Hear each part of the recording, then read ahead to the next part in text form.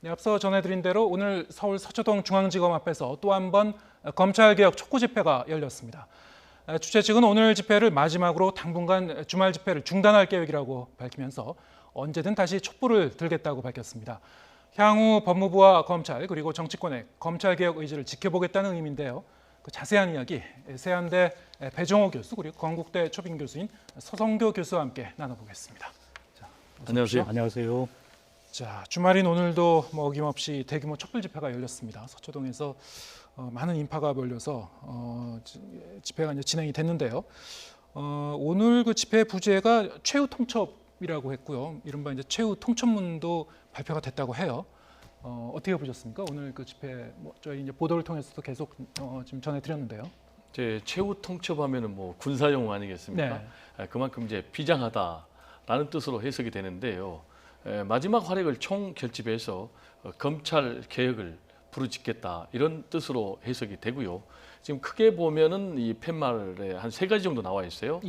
검찰 개혁, 그리고 조국 수호, 그리고 정치 검찰 아웃 이런 정도가 주장의 대강으로 정리가 되는데 지금 이런 촛불 집회가 계속해서 이어지고 숫자에 대해서 논란이 있습니다만은 100만이다, 150만이다, 200만이다, 300만이다 이렇게 계속해서 숫자가 늘어나는 이 부분에 대해서 윤석열 검찰총장을 비롯한 현 검찰 한번 스스로 돌아봐야 될 것 같아요.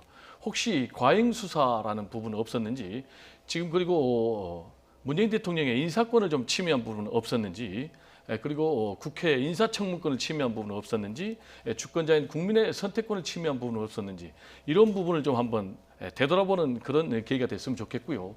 그다음에 이제 이런 것들이 계속해서 장애 집회로 끝날 것이 아니고 결국 이제 검찰 개혁으로 이어져야 되지 않겠습니까? 그래서 검찰 개혁의 큰 방향은 제가 볼 때 3가지 같아요. 하나는 무소불위의 검찰 권력을 어떻게 약화시킬 것인지, 그리고 또 문민 통제를 할 수 있을 것인지, 그리고 또 피의자의 인권을 보호할 수 있을 것인지 이 3가지로 정리가 되는데, 어쨌든 이런 계속해서 장애 집회가 일단락됐다는 점은 상당히 다행스러운 일이고요. 이걸 계기로 해서 검찰 개혁으로 우리가 법적, 제도적인 발전이 좀 이어졌으면 하는 그런 바람입니다. 네, 오늘 그 집회 다른 한편에서는 이제 보수단체 집회도 열렸지만은 이게 서초동 검찰청 바로 앞에서 열린 그 집회보다는 좀 규모는 좀 작았던 것 같고요. 하지만 지난 몇 주간을 보면은 어쨌든 이 서초동의 대규모 집회, 또 광화문의 집회, 양쪽이 일종의 이제 세대결을 하는 것처럼 상당히 좀 대립적인 그런 그 구도를 이제 보여왔습니다. 지금 배 교수님도 말씀하셨습니다만, 근데 이번에 이 지금 벌어지고 있는 이 상황이 이제 과거의 그 집회 양상과 좀 약간 좀 다른 그런 측면도 있고요. 그래서 상당히 좀 새로운 현상을 접하고 있다 보니까 여러 가지 해석도 많이 나오고 있는 것 같아요. 예, 서 교수님은 어떻게 보고 계십니까? 아까 우리 배종호 교수님 말씀하셨지만 서초동 집회에서는 이제 3가지 후보가 나오고 있습니다. 검찰 개혁과 조국, 그다음에 수호, 정치 검찰 아웃 이렇게 돼 있고, 광화문 집회에서는 선명하게 2가지 구호가 나오고 있습니다. 조국 사퇴, 그다음 문재인 퇴진 이렇게 현상적으로는 겉으로 보면은 구호에 있지만은 광화문 집회도 또 서초동 집회도 다양한 사람들이 참여하기 때문에 이걸 한꺼풀 벗겨봐가지고 그 주장과 또 참여하는 사람들을 자세히 살펴볼 필요가 있다고 보여집니다. 예를 들자면 광화문 집회에도 꼭 자유한국당 지지자들뿐만 아니라 이 조국 장관과 그 가족들이 둘러싸고 있는 여러 가지 의혹에 대해서 정의가 무너지고 또 공정이 무너졌다 이런 국민적 분노가 상당히 많거든요. 그래서 동원된 집회라기보다는 자발적으로 참여한 사람들이 훨씬 더 많았다 이렇게 분석해 볼 수 있고요. 서초동 집회도 시민단체에서 주최하는 집회이기 때문에 단순히 검찰 개혁, 조국 수호뿐만 아니라 다양한 이 정부와 이슈에 대해서 생각을 갖고 있다 이렇게 볼 수 있는데요. 크게 봤을 때는 검찰에 대한 개혁, 2번째는 조국 법무부 장관에 대한 수호보다는 사퇴가 목소리가 좀 더 크게 들리는 것 아닌가 그렇게 보여집니다. 조국 장관을 중심에 두고 봤을 때는 지지냐 아니면 사퇴 촉구냐 이 부분은 이제 분명히 좀 갈라지는 측면이 있는 것 같고요. 하지만 서 교수님 의견은 거기 참석한 인원들의 생각을 좀 더 자세히 들여다봤을 때는 좀 다층적인 면도 있을 수 있다 이런 그 해석이신 것 같아요. 저는 이제 개인적으로 생각할 때 서초동 집회 또 그리고 광화문 집회도 결국은 다 우리 국민들의 목소리니까 다 경청할 필요가 있다 이렇게 예. 생각을 합니다. 그렇지만은 광화문 집회에서는 너무 멀리 나갔다 이렇게 저는 개인적으로 생각을 해요. 예. 그게 무슨 얘기냐면은 조국 파면은 주장할 수 있다고 봐요. 네. 그러나 문재인 대통령의 퇴진까지 요구하고 예. 그 전에는 뭐 청와대를 함락시키자, 그리고 문재인 대통령을 체포하자, 그리고 문재인 대통령을 하해하자. 이거는 제가 볼 때 너무 지나치게 나간 것 아닌가. 네. 왜냐하면은 뭐 박근혜 이명박 전 대통령 같은 경우는 불법과 비리, 부정 그리고 헌법 질서를 문란시키는 그런 부분이 이제 명확하게 나왔기 때문에 결국은 탄핵이 되고 또 구속 수감이 됐는데 그렇지도 않은 문재인 대통령을 향해서도 파면을 얘기하고 하야를 얘기하고 퇴진을 얘기하는 것은 너무 지나친 것 아니냐. 그리고 더 나아가서 또 야당의 지도자들도 이런 논리를 상당히 선동하거나 또 호응하는 것은 오히려 중간층이 결국 이제 내년 총선에서도 이 중간층의 선택이 굉장히 승패를 좌우할 텐데 네. 오히려 중간층을 끌어들이는데도 오히려 좀 제가 볼 때는 손해 보는 그런 지나친 주장이 아닌가 이런 생각이 좀 듭니다. 네. 뭐 전반적으로 보면은 어쨌든 이 제도권 정치에서 소화해내지 못한 어떤 그런 문제점들이 국민의 어떤 그 직접적인 목소리로 광장으로 지금 이렇게 분출되고 있는 그런 모습인데요. 예. 이런 부분에 대해서도 상당히 좀 문제 의식을 갖게 되는 측면이 네, 있죠. 이게 상당히 우리 국민적 에너지 예. 그 낭비와 또 국론 분열이 심하게 되면은 아무래도 나라의 힘이 떨어지는 것 아닙니까? 그런 측면에서 지난번 10월 7일 날 문재인 대통령이 국민의 다양한 목소리를 엄중하게 들었다. 그리고 갈등과 대립이 더 이상 있으면 안 되겠다. 뭐 이런 이야기를 하셨는데 그 앞부분에는 예. 국론 분열이 아니라고 했지만은 국민들이 국정에 대해서 찬반 여부와 또 다양한 의견은 언제든지 제시할 수 있는 것 아닙니까? 예. 그런 측면에 봤을 때 오늘 서초동 집회가 오늘로서 대형 집회가 이제 세 번째인데 오늘로서 이제 잠정 중단을 하고 최후 통첩을 했다. 그리고 마무리를 하겠다. 이래 했는 거는 굉장히 바람직하다고 보여지고 있고요. 그 배경에 보면은 결국은 검찰과 법무부가 검찰을 개혁하겠다라고 구체적인 안을 지금 다 제시를 하고 있습니다. 예. 또 한편에서는 제도적으로 국회에서 패스트 트랙을 통해서 공수처 도입과 검찰과 경찰 수사권 분리에 대해서 논의를 하기 시작했기 때문에 더 이상 국민들은 광장에서 외치지 말고 제도권에서 특히 국회와 또 여권 내에서 네. 이런 논의 과정을 지켜보면서 혹여 어긋날 경우에 또 이렇게 공개적인 의견 제시를 할 수 있지만 지금은 서초동이든 광화문이든 일단락 짓고 이제 국회와 또 월요일부터 있어질 이제 고위 당정청 회의를 통해서 예. 검찰 개혁 방안 어떻게 수렴될지를 좀 지켜보는 자세가 필요하다고 보여집니다. 네, 이제 기성의 정치가 어떤 사회의 모순과 갈등을 제대로 담아내지 못할 때 국민이 뭐 직접 목소리를 낸다. 이거는 사실은 그동안에 우리나라 이제 현대사에서 보면은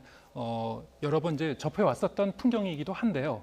사실은 이제 여기에 대해서 이제 우려를 표하시는 분들의 목소리는 이게 양쪽이 이렇게 세대결을 벌이면서 계속 평행선으로 가는 게 이게 과연 그 바람직한가 뭐 이런 의견도 있는 것 같아요. 물론 이제 국민이 직접 목소리를 내는 것도 의미는 있습니다만, 근데 지금 그 서 교수님이 말씀하신 대로 오늘을 기점으로 해서 이후는 일단 그 잠정 중단하겠다 서초동 집회를 주최 측에서 이렇게 발표를 했고, 물론 뭐 여러 가지 변수는 있습니다만 이게 그 동안에 어떤 이런 가열됐던 세대결의 분위기를 좀 진정시키는 쪽으로 작용을 할 수 있을 것이라고 보시는지요? 상당히 앞으로도 좀 지켜봐야 되겠죠. 네, 네. 왜냐하면 일단 잠정 중단하겠다고 그랬거든요. 그렇죠. 잠정이라는 글자가 붙었습니다. 그렇습니다. 그래서 언제든지 다시 예. 촛불을 들 가능성을 남겨뒀거든요. 예. 그러면 이제 언제 촛불을 들 것이냐라는 것과 관련해서는 제가 볼 때는 한 두 가지 변수가 있을 것 같아요. 예. 하나는 이제 조국 장관의 부인인 정경심 교수의 신병 처리 문제. 네. 또 그리고 만약에 구속영장을 청구를 했을 때 구속영장이 발부가 됐든지 기각이 됐을 때 예. 한 번 또 촛불 내지는 광화문에서 움직일 그런 이제 변수가 될 것 같고요. 두 번째로는 이제 조국 장관에 대해서 소환 조사라거나 기소 여부를 결정했을 때 예. 또 이 촛불 내지는 이제 광화문에서 움직일 가능성이 굉장히 큰데요. 아까 이제 앵커께서도 말씀하셨지만은 어차피 우리 사회에 다양한 갈등, 다양한 목소리 존재할 수밖에 없습니다. 예. 그런데 그것을 제도권 정치가 정치 안으로 갈등을 해소함으로 인해서 결국은 통합의 역할을 해주는 게 정치의 제 역할인데 지금 오히려 전혀 그런 역할을 하지 못하고 있고 오히려 지금 거리 정치, 광장 정치에 제도권 정치가 끌려가는 예. 그런 모습을 보이고 있지 않습니까? 예. 지금 이제 조국 정국이 2달 넘게 계속이 되면서 예. 민생이 지금 철저하게 외면당하고 있고 지금 아시겠지만은 미중 패권 전쟁 그리고 더 나아가서 지금 일본의 경제 보복 그리고 이제 북미 간에도 굉장히 비핵화 문제가 난항을 겪고 있는 이런 엄중한 상황에서 네. 제도권 정치가 자기 역할 그리고 자기의 존재감을 상실했을 경우에는 결국 이제 그 피해는 결국 국가로고 국가의 구성원인 국민들이 다 치를 수밖에 없는 그런 상황이거든요. 네. 그런데 오히려 보면은 양쪽 다 뭐 숫자 노름, 세대결에 집착하는 그런 모습. 그리고 더 나아가서는 이제 선동하는 그런 정치의 모습도 보이고 있는데 네. 결국 이제 이 선동 정치의 피해는 결국 또 국민이 져야 되거든요. 그래서 국민 유권자들도 선동하는 정치인이 과연 누군지 이걸 냉철한 눈으로 보고 거기에 대해서 심판해야 되겠고요.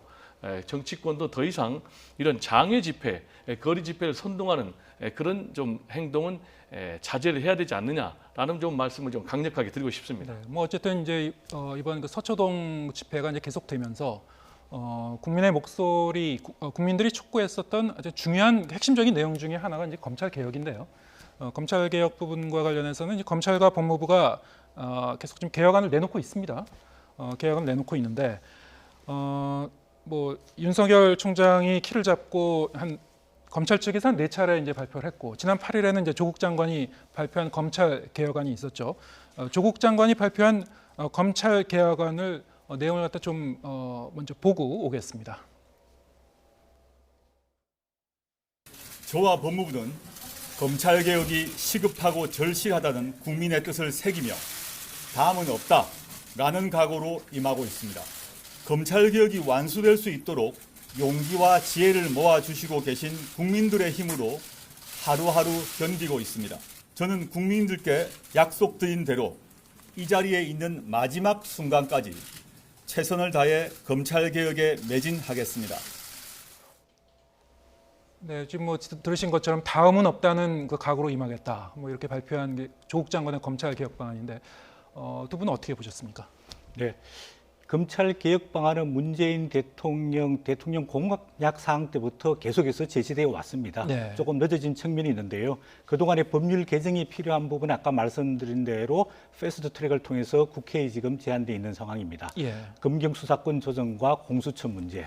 그 다음에 이제 조금 검찰 개혁에 대해서 필요한 부분이 검찰 조직 개편과 그동안의 수사 관행에 대한 개혁이 필요한데 10월 8일 날 아까 조국 법무부 장관이 예. 이야기한 거 보면은 굉장히 많은 내용을 망라하고 있습니다. 예. 일단 검찰의 직접 수사를 축소하고 또 조직을 개편해서 특수부를 뭐 한 3개 정도로 남겨두고 나머지는 형사부와 공판부를 강화하고 네. 그동안의 수사 관행이었던 공개 소환제도 폐지하고 장시간 또 심야조사 폐지하고 견제와 균형을 강화하기 위해서 검찰의 감찰권을 법무부가 가지고 강화하겠다 이런 이야기들이 나오고 또 민생범죄 수사를 강화하겠다 뭐 이런 이야기도 나오고 또 시스템 사무 분장 개선하겠다 이런 이야기도 나오면서 또 현실적으로 가장 뭐 가시적인 게 검사장 전용 차량제를 폐지하겠다.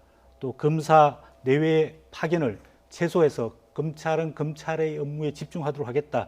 이런 이야기들이 쭉 나왔거든요. 네. 그래서 크게 지금 검찰 개혁을 봤을 때는 검찰 개혁안과 법무부 개혁안이 하나로 이제 검찰 조직 개편과 그다음 관행 개선 방안 이게 한 큰 틀이 되겠고요. 네. 두 번째 큰 틀은 아까 말씀드린 대로 국회에 제한돼 있는 검경 수사권 조정 문제, 그다음에 공수처 처리 문제인데 앞으로 여권이 아마도 이런 국회에 제한된 패스트 트랙을 조기에 신속하게 처리하기 위해서 노력할 거고 아까 조국 법무부 장관도 여러 가지 본인과 가족들의 의혹에도 불구하고 문재인 대통령이 임명을 강행했단 말이에요. 네. 그러면은 본인이 검찰 개혁이라는 화두를 어느 정도 조기에 신속하게 마무리 짓고 난 다음에 본인의 진퇴 문제가 거론되더라도 본인은 본인으로서 검찰 개혁을 위해서 최선을 다했다. 예. 이런 성과를 얻으려고 하는 것 아니냐 예. 그렇게 평가할 수 있겠습니다. 예, 지금 상당히 좀 종합적으로 말씀해 예. 주셨는데 지금 서 교수님 그 말씀하신 대로 조국 장관이 발표한 이 개혁안을 보면은 뭐 여러 가지 내용이 망라돼 있습니다. 그리고 사실 검찰 쪽에서 먼저 발표했었던 개혁안과 서로 이제 호응하면서 가는 그런 측면도 있고요. 이 두 가지 검찰과 법무부에서 나온 개혁안을 좀 비교해 갖고 보면 어떤가요? 제가 볼 때는 뭐 대동소이해요. 예, 예. 조국 법무부 장관이 발표한 이제 큰 흐름은 세 가지 같아요. 예. 하나는 이제 직접 수사를 좀 축소하겠다. 예. 동시에 특수부를 축소하겠다. 예. 근데 이제 이 특수부 축소에 대해서는 윤석열 검찰총장도 뜻을 밝혔지 않습니까? 예. 현재 7곳에 있는데 3곳으로 줄이겠다. 이건 이제 서로 일치하는 것이고요. 예. 그다음에 이제 하나 다른 부분은 이제 조국 법무부 장관은 검찰에 대한 감찰 기능을 강화하겠다. 이 예. 부분은 제가 볼 때 꼭 필요한 것 같아요. 예. 그리고 또 하나 이제 세 번째가 피의자의 인권을 상당히 좀 보호를 하겠다. 예를 들면은 뭐 피의 사실 공표를 금지한다라든지 또는 네. 뭐 공개 소환을 지금 금지한다라든지 그리고 뭐 심야 수사를 금지한다든지 이런 부분도 상당 부분 윤석열 검찰총장도 4차 계획안을 발표하면서 상당히 서로 대동소이한 부분이 있어요.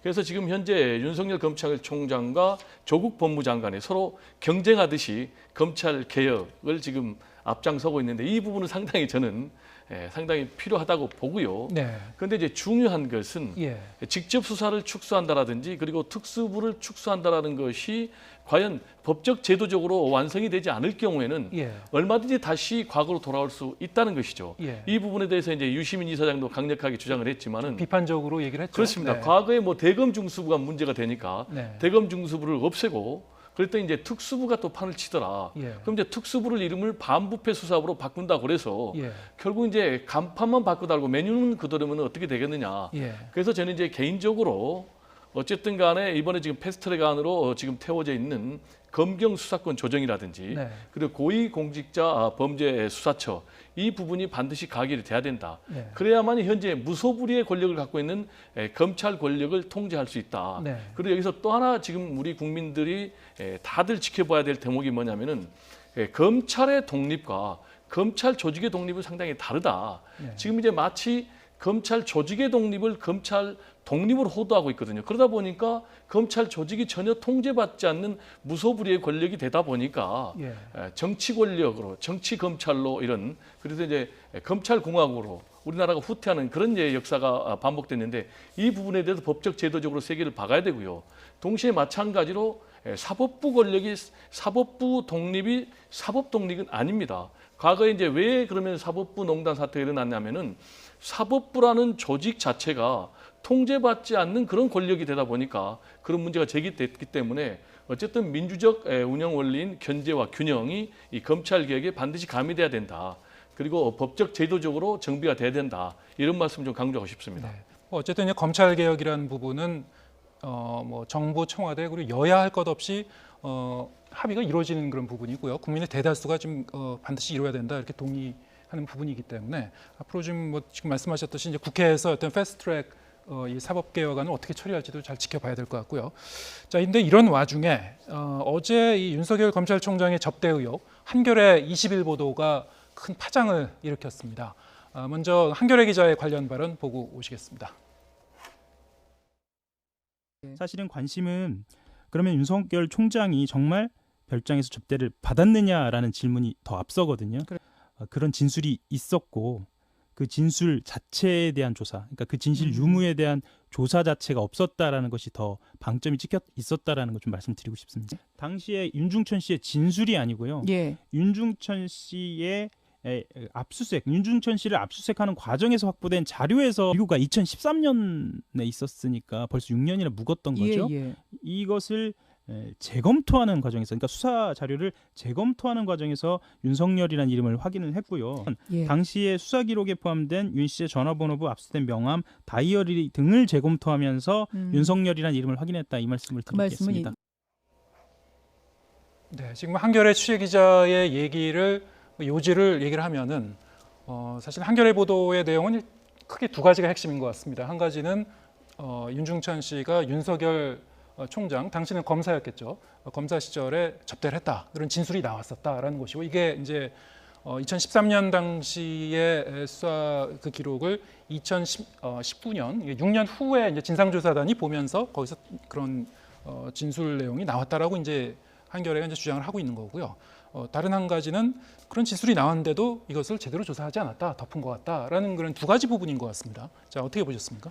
예, 이게 약간 조금 혼동스러운데요. 네. 이제 우리 한겨레 보도에 따르면은 2013년 압수수색 당시에 윤중천 씨 전화번호부, 명함, 다이어리 등에 윤석열 이름이 있는 걸 확인했다. 이렇게 나오는데 일부 또 해석과 보도에 보면은 이 자료가 나오게 윤석열, 윤중천 관계된 내용이 2018년 12월 26일 날 검찰 과거사 진상조사단이 윤중철 씨를 호텔에서 불러서 면담을 하는, 그러니까 조사단에서 면담 보고서에서 윤중천 씨가 누구 소개로 알고 지냈는데 윤석열 총장이 원조 별장에 온 것 같다. 네. 이렇게 이제 이야기를 했거든요. 그런데 보도한 기자는 실제적으로 증거가 되는 전화번호부나 명함이나 다이어리에 있었었고 그게 2013년 1차 조사 때 있었다는 이야기거든요. 지금 이제 이 취재 기자가 얘기하는 것과 검찰 측이 얘기하는 게 사실 조금 엇갈리는 거죠. 예, 어느 그렇습니다. 부분에서 어떤 내용이 나오는지. 네. 예. 그리고 이제 한겨레 보도를 보면은 윤석열 총장이 별장에서 수차례 접대를 받았고 친분이 있고 그러나 검찰이 윤중천 씨 진술을 듣고 수사를 하지 않았다. 이런 이야기거든요. 그리고 보도한 기자는 핵심 관계자 3명 이상을 취재했다. 또 이런 이야기고 조사단 자료를 당시에 수사단에 넘겼는데 수사단이 조사를 안 했다. 이런 이야기를 하고 있습니다. 근데 대검에서는 사실 완전한 허위 사실이고 윤석열 총장과 윤중천 씨는 면식도 없고 별장에도 가지 않았다. 네. 그리고 윤석열 총장 본인은 건설업자와 어울릴 정도로 대충 살지 않고 굉장히 엄격하게 살았다. 이런 이야기를 하고 있거든요. 지금 고소장까지 발송을 했어요. 네. 그래서 출판물에 의한 명예훼손 혐의로 고소를 하고 향후 네. 민형사 손해배상 청구 소송 또는 정정보도 청구도 예정할 생각이라고 밝혔는데요. 당시 윤석열 검찰총장이 지명되고 청와대에서 인사검증을 했습니다. 네. 당시 조국 법무부 장관이 민정수석이었는데 조국 법무부 장관도 당시 민정수석실 차원에서 해당 보도 내용에 대한 점검을 했으나 사실이 아니다 이렇게 밝혔거든요. 예. 그리고 아까 보도에 보면은 윤중천 씨가 윤석열 검찰총장을 알지도 못한다 이런 보도가 나왔는데 이게 조금 국민적 혼란이 가중되니까 검찰 과거사 진상조사단에서 조사했던 자료나 아니면 1차 수사 자료 중에서 이 부분 관련된 내용들은 빨리 국민들에게 공개해서 더 이상 혼란이나 좀 경론이 없어지도록 방지할 필요가 있다고 보여집니다. 네, 당시에 이제 수사단을 이끌었던 사람이 여한섭 단장인데 어제 국정감사에 나왔어도 이게 전혀 다른 내용이다. 자기가 알기로는 그런 일이 없었다는 취지의 이제 발언을 했고요. 이게 보면은 한겨레 보도가 나오고 나서 바로 이제 관계자들이 다 부인을 했어요.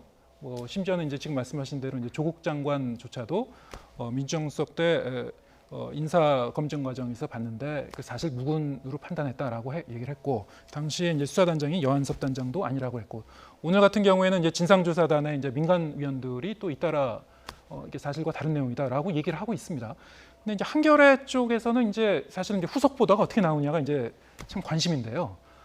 사실 이제 아까 보셨습니다만 3명의 취재원을 통해서 확인한 거다라고 얘기를 하고 있습니다. 지금 배 교수님도 오랜 기자 생활을 하셨으니까 저희가 이제 크로스 체크, 교차 검증이 이제 취재의 기본입니다만 저렇게 중요한 내용을 특히 취재할 때는 3명의 소스를 확인했는데 어떻게 저런 해당 이제 검찰 쪽에서나 진상조사단 측에서는 사실 무근이다, 사실과 다르다 이런 상반된 얘기가 나오고 있거든요. 상당히 좀 당황스러운 그런 현상인 것 같아요. 이거 어떻게 해석하십니까? 그렇습니다. 말씀하신 대로 상당히 국민들 입장에서 혼란스러울 수밖에 없죠. 서로 말과 또 입장이 다르니까요.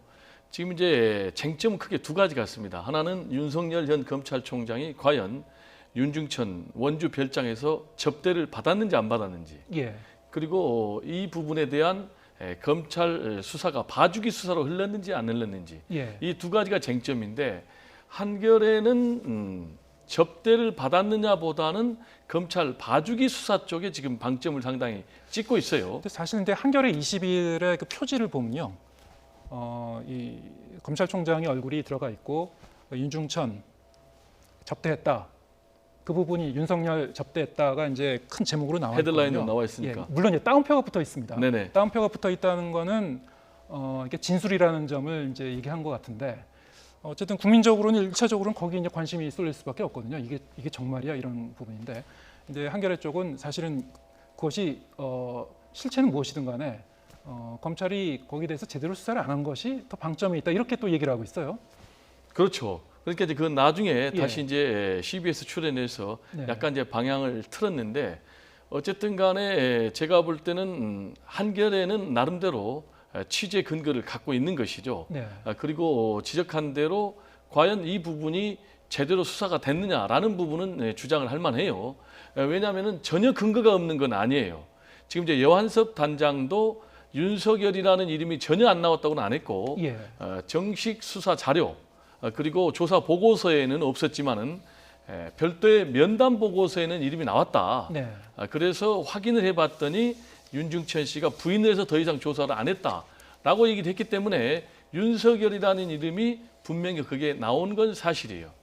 근데 더 그렇지. 이상 조사할 가치를 못 느꼈다. 뭐 이런 취지인 것 같아요. 그렇죠. 네. 그렇습니다. 그러니까 지금 한겨레에서는 접대가 있었느냐 없었느냐보다는 왜 그렇다면은 이 부분에 대해서 명명백백하게 당시에 수사단에서 조사를 안 했느냐, 예. 결국은 검찰 봐주기 수사 아니냐라는 예. 쪽으로 이제 문제 제기를 하고 있거든요. 예. 그래서 이 부분에 관련해서는 과연 검찰 기록에 어떻게 돼 있는지 지금 이제 대검에 다 가지고 있거든요. 네. 이 부분은 이제 공개할 필요가 있다고 저는 보고요. 뭐 여기서 두 좀, 분이 네. 뭐 다 이제 그 자료에 대해서는 그렇습니다. 명명백백이 공개할 필요가 있다. 네, 지금 그렇습니다. 이런 그건 저는 얘기였군요. 필요하다고 보고요. 예. 그래서 이제 두 가지를 좀 전혀 다른 얘기를 하나 하고 싶은데 하나는 과연 한겨레가 왜 이 시점에 네. 이런 보도를 했을까라는 부분이 좀 그 궁금해요. 부분이 상당히 궁금하죠. 네. 네. 왜냐하면은 윤석열 검찰총장 청문회를 앞두고라면은 그게 타이밍이 맞는데 예. 지금 한참 조국 수사가 진행되는 이 시점에서 예. 그리고 이걸 도대체 이 소스, 네. 이 정보를 누구로부터 얻었을까는 상당히 궁금해요. 네. 그리고 이제 윤석열 총장도 해명하는 과정에서 좀 명쾌하잖아요. 처음에는 전혀 사실 무근이라고 했지만은 말을 좀 바꿨거든요. 예. 왜냐하면 근거가 있기 때문에. 예. 그리고 청와대 검증 과정에서도 문제가 없었다면서 청와대 검증 과정을 이제 방패막이로 좀 썼거든요. 그 근거라는 거는 이제 그 면담 보고서에서 이름이 좀 나왔다 그 부분을 그렇습니다. 말씀하시는 면담 거죠? 네. 보고서에서 이름이 나왔기 때문에 예. 이 부분에 대해서는 윤석열 총장도 어떻게 완전히 사실 무근이라고 할 수 없는 그런 상황이 됐어요. 그래서 이제 어쨌든 간에 본인의 해명 또는 결백을 증명하기 위해서 지금 고소를 했는데 네. 결론적으로 얘기하면은 한겨레 기자는 제가 볼 때는 무혐의가 된다고 생각합니다. 왜냐하면 공인이고 상대가 그리고 분명한 취재 근거를 가지고 있기 때문에 네. 나중에 뭐 법정에서 판가름 나겠습니다만은 이 부분에 대해서는 제가 볼 때 허위 사실에 의한 명예훼손이 적용이 되지 않을 것으로 저는 미리 좀 한번 그렇게 결론을 내봅니다. 네, 어쨌든 근데 한겨레 쪽도 구체적으로 어떤 자료에서 뭐 다이어리인지 그게 명함인지 어떤 자료인지 거기에 대해서는 구체적으로 이제 그 거론은 안 했고요. 그 여러 가지 자료 중에 하나라고 이제 얘기를 한 것 같습니다. 그리고 그렇습니다. 그래서 이제 한겨레 쪽에서도 이제 앞으로 뭐 그 더 밝힐 수 있는 자료가 있으면 더 구체적인 그 보도를 해야 될 것 같고요. 그리고 이쪽 그 진상조사단 측에서 봤었던 그 자료, 그 부분은 이제 검찰 쪽에서 이제 두 분 말씀하신 대로 투명하게 공개를 하면은 또 의심이 훨씬 더 명명백백히 해소될 수 있는 부분이 아닐까. 사실 뭐 이게 이렇게 오래 끌 만한 이슈도 아닌 것 같거든요. 그렇게 공개만 하면 그 부분 이제 저희가 좀 지켜봐야 될 것 같고요. 자, 이런 가운데 오늘 그 정경심 교수가 네 번째로 또 소환이 됐죠. 물론 이제 비공개 소환이 됐습니다. 이제 검찰 개혁의 성과 중에 하나인데 오늘 조사에서는 사모펀드와 노트북 행방 관련 조사가 이루어졌다고요? 예, 이번이 이제 네 번째 소환 조사인데요. 그동안에 1, 2, 3차 조사를 했는데 뭐 그동안에 검찰이 압수수색을 통해서 많은 증거를 갖고 있음에도 불구하고 실질적인 조사가 그렇게 깊이 있게는 많이 이루어진 것 같지는 않습니다. 네. 그래서 오늘도 이제 비공개 조사로 아마 심야 조사가 금지되기 때문에 9시에 마쳤을 거라고 보여지는데 예. 아무래도 좀 더 구체적인 증거를 확보하기 위해서 검찰이 첫 번째 조사를 했을 것 같다. 그 생각이 들고요. 그 핵심은 정경심 교수가 가지고 있었던 노트북을 그 김경록 씨를 통해서 그 조국 법무부 장관 인사청문회 당일날 본인이 여의도의 모 호텔에서 받았다는 거거든요. 예. 그런데 조국 그 장관 부인인 정경심 교수는 그동안에 김경록 씨를 만난 적이 없었다 그러다가 만나기는 만났다 그러다가 그 다음에 박스를 받았는데 노트북은 없었다 이렇게 계속해서 말 바꾸기를 해왔거든요. 네. 아무래도 오늘은 그 부분에 대해 가지고 CCTV도 있기 때문에 굉장히 밀도 있는 질의를 했을 거라고 보여지고 만약에 정경심 교수가 사용했던 개인 노트북이 검찰이 확보가 된다면은 그동안에 주요한 뭐 이메일 관계라든지 또는 어떤 금전적 거래 관계의 내용이라든지 이런 것들이 좀 파악되지 않을까 이렇게 보여지는데 그동안에 좀 아쉬웠던 거는 보통 우리가 이런 혐의에 대해서 조사를 할 때는 개인에 대한 계좌, 금융 계좌 압수수색과 또 휴대폰 압수수색이 기본이거든요. 예. 그런데 조국 장관에 대해서도 안 이루어지고 있고 정경심 교수에 대해서도 이루어지지 않았는데 아무래도 검찰로서는 이렇게 시간이 조금 조사하는데 걸린 걸 보면은 네. 이런 정황적인 증거를 껴 맞추는데 시간이 조금 걸렸지 않나 싶은데 오촌 조카인 조범동 씨가 구속돼 있고 또 조국 장관의 동생 물론 구속영장이 기각됐지만은 재청구할 방향이고 이렇기 때문에 아무래도 정경심 교수에 대한 증거들은 검찰이 많이 확보하고 있는데 마지막으로 남은 점이 과연 조국 법무부 장관과 이 관계가 어떻게 연결되어 있느냐 네. 이 부분을 확인하는데 시간이 조금 걸리지 않을까 싶고요. 아무래도 이 부분이 정리가 되면은 다음 주 중에 영장 청구 방향이 결정이 될 것 같습니다. 네, 뭐 이제 어쨌든 정경심 교수의 구속영장 청구에 대해서는 결정해야 되는 그런 시점이 점점 다가오고 있는 것 같습니다. 검찰로서는 지금 말씀하셨듯이 이제 조 장관 동생에게 청구한 구속영장이 기각이 된 상태인데, 자 그게 좀 영향을 줄 수도 있을까요? 좀 신중할 수밖에 없을 것 같기도 한데요. 좀 어떻게 전망하십니까? 상당히 영향을 미칠 수밖에 없죠. 당초 검찰의 그림대로 잘 진행이 되고 있지 않아요. 예. 당초 검찰은 이제 속전속결. 그래서 이달 안에 정경심 여사를 구속을 하고 네. 그리고 더 나아가서 조국 장관까지 소환 조사해서 앞으로의 사법 처리 결과를 결정을 하겠다. 예. 여부를 결정을 하겠다라는 게 이제 검찰의 그림으로 해석이 돼요. 그런데 지금 네 가지 돌발 변수를 만나서요. 첫 번째는 이제 촛불 집회입니다. 예.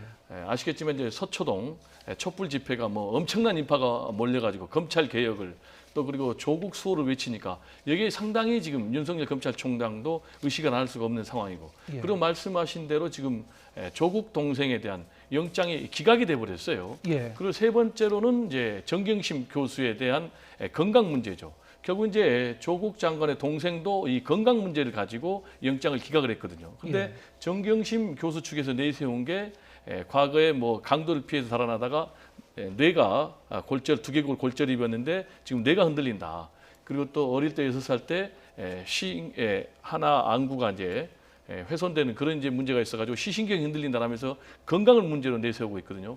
그리고 이제 마지막으로 여기에다가 우리가 방금 얘기했던 윤석열 검찰총장의 별장 접대 의혹 논란까지 겹치고 있거든요. 그래서 상당히 고심을 할 수밖에 없는데 제가 볼 때 지금 50대 50으로 봅니다. 그런데 지금 검찰은 딜레마예요. 뭐냐? 만약에 이번에 영장 청구를 하지 않는다면은 그럼 70곳이나 대대적으로 압수수색해가지고 구속영장도 청구한다면 안 한다면 그럼 스스로 그동안의 과잉 수사, 표적 수사라는 걸 입증하는 것 아니냐라는 문제에 직면하게 되고요. 그럼 만약에 영장을 청구를 했는데 이게 기각이 된다. 그렇다면 또 역설적으로 봐라. 네. 역시 과잉 수사 아니었느냐, 표적 수사 아니었느냐.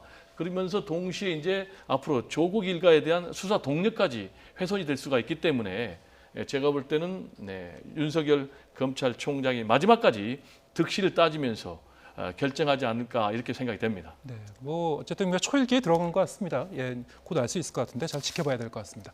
오늘 이제 세한대 배종호 교수 그리고 건국대 초빙 교수 서성교 교수와 함께 얘기 나눠봤습니다. 고맙습니다.